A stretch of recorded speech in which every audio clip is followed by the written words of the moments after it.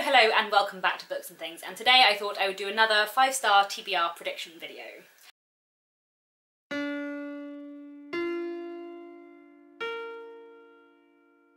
So I did one of these, it must be coming up to a year ago now, when I predicted 5 books that I thought I would give 5 stars. This was a trend on Booktubes started by Mercedes from Mercy's Bookish Musings, and I'll link her channel and original video down below. In the last video I made in this vein, the 5 books that I said I thought I would give 5 stars to were Rebecca by Daphne du Maurier, A Place Called Winter by Patrick Gale, The Crimson Petal and the White by Michelle Faber, The Last Chronicle of Barset by Anthony Trollope, and Manhattan Beach by Jennifer Egan. In the last year I have now read all of those books, and I can confirm that I gave 5 stars to Rebecca, A Place Called Winter, The Last Chronicle of Barset and Manhattan Beach, and I gave 2 stars to The Crimson Petal and the White. In other words, I am quite good at predicting how I will feel about books, except when I am very, very wrong. However, I don't want to talk too much about those today, but if you are interested in my thoughts on those 5 books, I will link down below my individual book reviews on A Crimson Petal and the White, The Last Chronicle of Barset and Manhattan Beach. I'll also link down below my video I made on Rebecca and comparing it to Jane Eyre, though you need to have read both of those books to watch that. So I'll also link down below my wrap-up where I talked about Rebecca and the wrap-up where I talked about A Place Called Winter,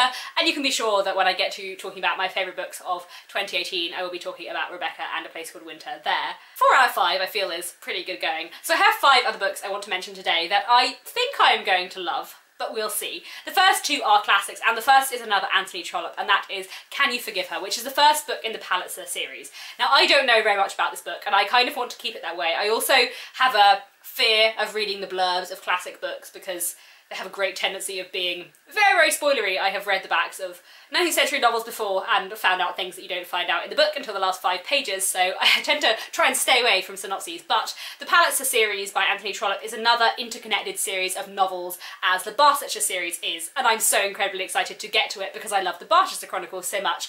And the Palitzer novels, I gather, deal a bit more with politics in London, which I think I'm going to find really interesting, and I know also that they feature a character called Palitzer who we have encountered briefly in the Barsetshire Chronicles. So I'm super excited to get to this series, and I'm sure that I'm going to love the series, and hopefully I will love Can You Forgive Her as the first novel, which hopefully I'll be reading very soon along with Carolyn from Carolyn's Reading Rambles. We're hopefully going to buddy read that one in the next couple of months. The other Victorian book I have on this list is Eastland by Ellen Wood, or Mrs. Henry Wood as my very old edition has.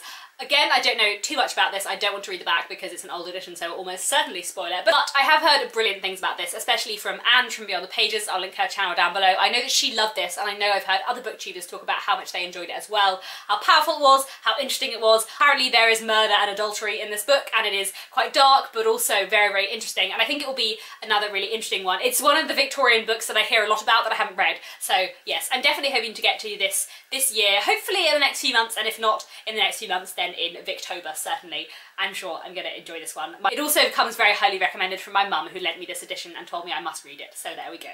Next I have 3 modern novels. This is The Bedlam Stacks by Natasha Pulley. I read The Watchmaker of Filigree Street earlier on this year, and it is my joint favourite book of the year so far, let's say. I loved it so much, and so I'm sure I will love this too, because her writing is incredible and she writes just my kind of historical fiction, if The Watchmaker is anything to judge by. And this is also set in the 19th century in Peru, I believe, which sounds really, really exciting. The cover is beautiful. I know Natasha Pulley can write, and I'm just so excited to read something else by her. I bought this like just after reading The Watchmaker of Filigree Street in great excitement to read her next one, but actually I'm kind of happy to leave a little gap between them, because The Watchmaker of Filigree Street, like, I still think about it a lot, so it'd be nice to leave a little gap. But I do want to read this by the end of the year, and I'm sure that I will love it. The next one I'm expecting to be a 5-star read to me is Radiance by Catherine M. Valente. This comes very highly recommended by my boyfriend Nick, and also from Weena from Weena Wonders, whose channel I will link down below. I gather this is set in a kind of alternative science fiction 1930s where there is lots of cool filmmaking and also in space. I don't know, but it sounds fascinating. Also, I gather the form is very unusual, and it does really interesting things with structure and form, which is something I love in novels. Even just like flicking through the book, I can see lots of different fonts used and different text sizes used and stuff, so that's going to be interesting. And I know Nick, who listened to it on audiobook, suggested I get the physical copy because of the way it uses form, so I'm really intrigued to see how that's done, and I'm sure that I'm going to love this one. And then I also have The Invisible Circus by Jennifer Egan. 2 authors in common between this and my last 5-star TBR prediction video, but I guess there are authors that I know to expect that I'm going to love. I've loved the other things I've read by Jennifer Egan so far, and this was lent to me by a friend, so I probably should try and read it quite soon.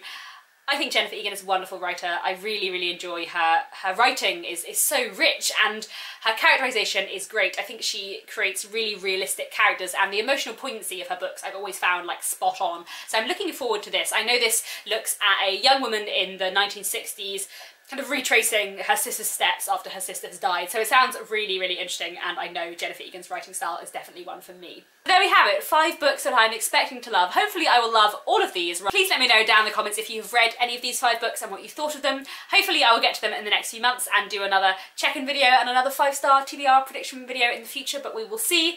In the meantime, thank you very much for watching, and I'll be back very soon with another bookish video.